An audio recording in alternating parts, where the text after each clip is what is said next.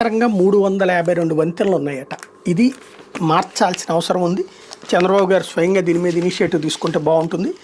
రాష్ట్ర వ్యాప్తంగా ఆర్ఎండ్బి రహదారులను 352 వంతెనలు ప్రమాదకరంగా ఉన్నట్టు, 1057 వంతెనలు సైతం పాక్షికంగా దెబ్బతిన్నట్టు, 6609 వంతెనలు సురక్షితంగా ఉన్నట్టు ఇంజనీర్లు తనిఖీల్లో గుర్తించారు. ప్రమాదకరంగా ఉన్న పాక్షికంగా దెబ్బతిన్న వంతెనలకు వెంటనే మరమ్మతులు చేయాల్సిందేనని తేల్చారు. ఏడాది జూలైలో గుజరాత్లో మహీసాగర్ నది మీద ఆర్ఎండ్బి వంతెన కూలిన నేపథ్యంలో మన రాష్ట్రంలో రహదారుల వంతెనల పరిస్థితి ఏంటో తనిఖీ చేసి నివేదిక ఇవ్వాలని రాష్ట్ర ప్రభుత్వం ఆదేశించింది. దీంతో అన్ని ఆర్ఎండ్బి డివిజన్లో జిల్లా రాష్ట్ర జాతీయ రహదారుల వంతెనలను ఇంజనీర్లు తనిఖీలు చేశారు.